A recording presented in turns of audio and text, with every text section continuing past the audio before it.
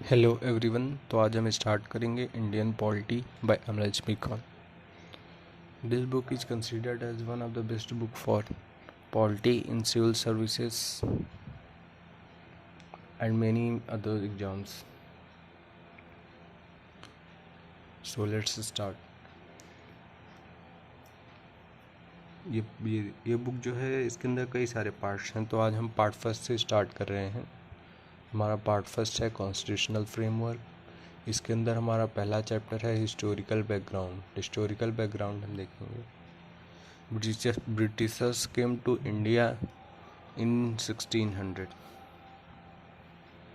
As East India. Britishers जो थे वो इंडिया में 1600 के नियरली आते हैं। एज ईस्ट किस फॉर्म में आते हैं? ईस्ट इंडिया कंपनी के फॉर्म में ट्रेड करने के लिए आते हैं। ईस्ट इंडिया कंपनी को जो है वो रॉयल चार्टर मिला होता है क्वीन एलिजाबेथ फर्स्ट के द्वारा। उसी के अंडर ये लोग इंडिया में ट्रेड करने के लिए आते हैं। ईस्ट इंडिया क्या कंपनी 1765 में दीवानी ऑब्टेन कर लेती है। दीवानी कहाँ कहाँ की? बंगाल, बिहार एंड उड़ीसा की। अब दीवानी होता क्या है? दीवानी actually this is the right over revenue and civil justice. ये रेवेन्यू से और सिविल जस्टिस से रिलेटेड राइट्स होता है जिसका कंट्रोल कंपनी के अंडर चला जाता है। क्यों चला जाता है? दीवानी क्यों मिलती है कंपनी? क्योंकि उस टाइम पे क्या होता है कि मुग़ल एम्परर शाह आलम जो है बैटल ऑफ बक्सर में कंपनी के द्वारा डिफीट कर दिए जाते हैं, इसलिए इनको जो है वो दीवानी कंपनी को देना पड़ता है।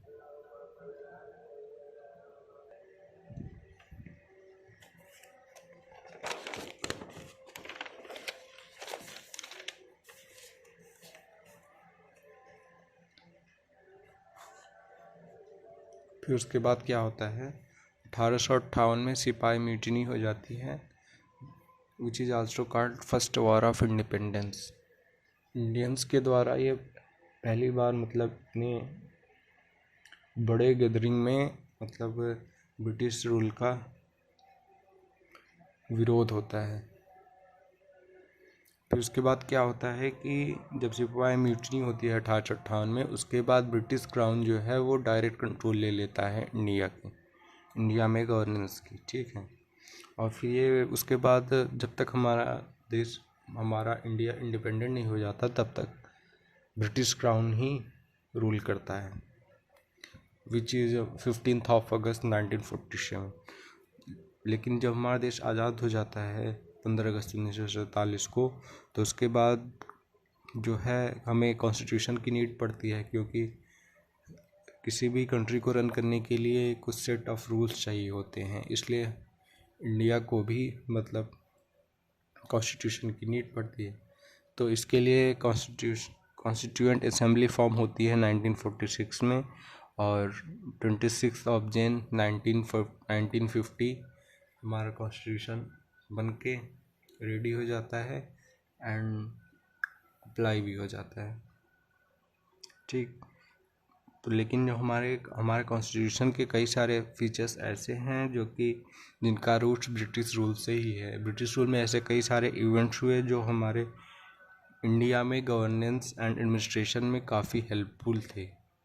तो हम ऐसे इवेंट्स के बारे में जानने के लिए, इनकी क्रोनोलॉजी समझने के लिए इनको दो पार्ट्स में डिवाइड किया गया है। फर्स्ट इज कंपनी रूल, जो कि 1773 से लेकर के 1858 तक चलता है। 1858 में सिपाही म्यूटनी हो जाती है, इस वजह से क्राउन रूल आ जाता है 1858 से लेकर के 1947 तक, जब तक हमारा देश इंडिपेंडेंट नहीं होता। ठीक है। तो हम आज मतलब फर्स्ट रूल देखेंगे, जो है वो है कंपनी रूल। कंपनी रूल 1773 से 1858 तक। इसमें सबसे पहला एक्ट जो आता है वो है रेगुलेटिंग एक्ट ऑफ 1773। ये कॉन्स्टिट्यूशनली इम्पोर्टेंस रखता है। क्यों रखता है? क्योंकि इसको हम 3 पॉइंट्स में देखेंगे। क्योंकि ये ब्रिटिश गवर्नमेंट के द्वारा ये पहला स्टेप होता है जो कि कंपनी का अफेयर कंट्रोल और रेगुलेट करने के लिए लाया गया था। और दूसरा इसलिए क्योंकि इसने पॉलिटिकल एडमिनिस्ट्रेशन फंक्शन जो होता है कंपनी का उसको डिफाइन कर दिया था कि कितना इन्वॉल्वमेंट, कितना अफेयर करेगी कंपनी पॉलिटिकल एडमिनिस्ट्रेशन में। ठीक। और तीसरा इसलिए इम्पोर्टेंट है क्योंकि इसके बाद ही इंडिया में सेंट्रल एडमिनिस्ट्रेशन की इस्टाब्लिश होता है, फाउंडेशन होती है, इसी की वजह से। ठीक है, अब इस एक्ट के क्या क्या फीचर्स थे हम वो देखेंगे। इस एक्ट के अंदर क्या हुआ कि जो गवर्नर ऑफ बंगाल थे, जो बंगाल के गवर्नर थे, उनको governor general of Bengal design कर दिया गया। और विथ एग्जीक्यूटिव काउंसिल, मतलब और एग्जीक्यूटिव काउंसिल बनाया गया 4 मेंबर्स का, जो कि गवर्नर जनरल को एसिस्ट करेंगे। और फर्स्ट गवर्नर जनरल जो है लॉर्ड वारेन हेस्टिंग्स को बनाया गया। ठीक है। Second point, governor of Bengal Bombay and Madras, Bombay और मद्रास के जो गवर्नर थे उनको सबऑर्डिनेट कर दिया गया गवर्नर जनरल ऑफ बंगाल के। ठीक। और फिर उसके बाद क्या होता है कि तीसरा फीचर्स ये है कि इसी एक्ट के अंडर जो है सुप्रीम कोर्ट की इस्टेब्लिशमेंट होती है कलकत्ता में। कब होता है? 1774 में, with 1 chief justice and 3 other जजेस। और फोर्थ पॉइंट ये देखेंगे, प्रोहिबिटेड कंपनी सर्वेंट्स जो थे उनको रोका गया प्राइवेट ट्रेड करने से और घूस लेने से।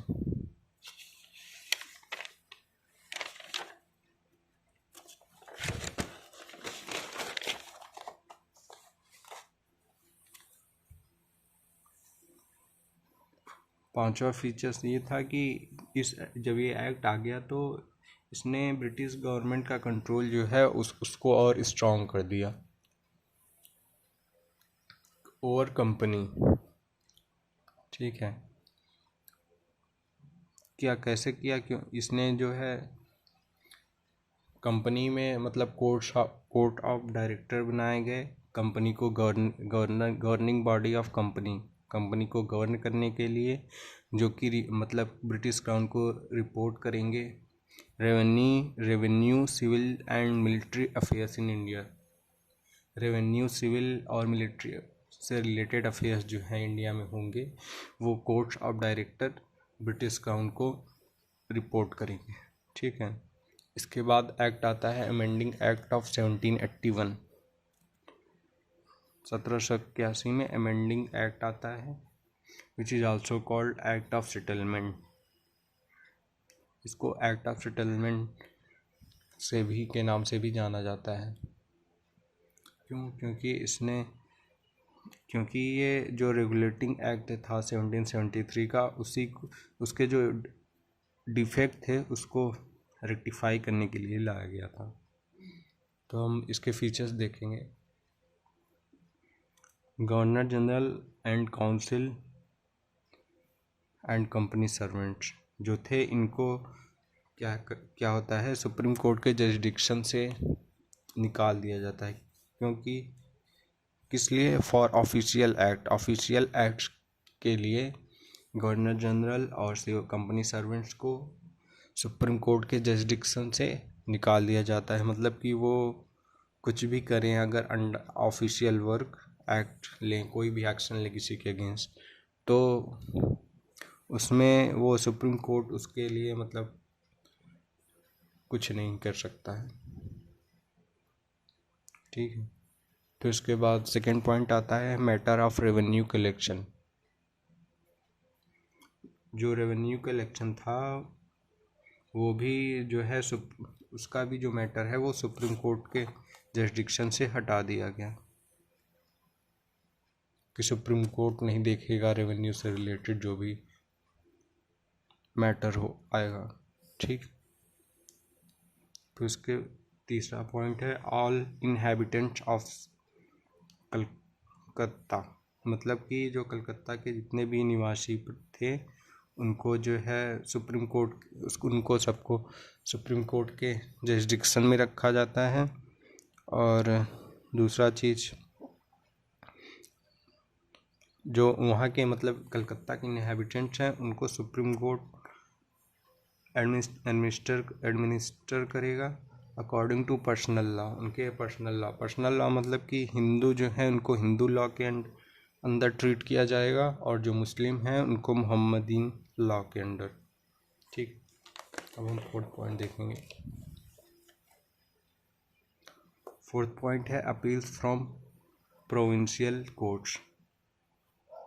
जो प्रोविंशियल कोर्ट से जो अपील आएगी उसको जो है गवर्नर जनरल इन काउंसिल देखेंगे, ना कि सुप्रीम कोर्ट देखेगा।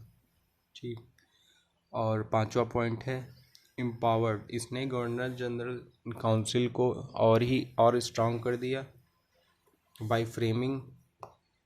कैसे स्ट्रांग किया? टू फ्रेम रेगुलेशंस लगा दिए, मतलब कि for provincial courts and councils. इसने गवर्नर जनरल इन काउंसिल को और शक्ति दे दी, एम्पावर कर दिया, जो by giving to frame regulation for, मतलब कि प्रोविंशियल कोर्ट और काउंसिल के लिए जो है अब governor general in council he regulation जो बनाएंगे, लाएंगे, फ्रेम करेंगे।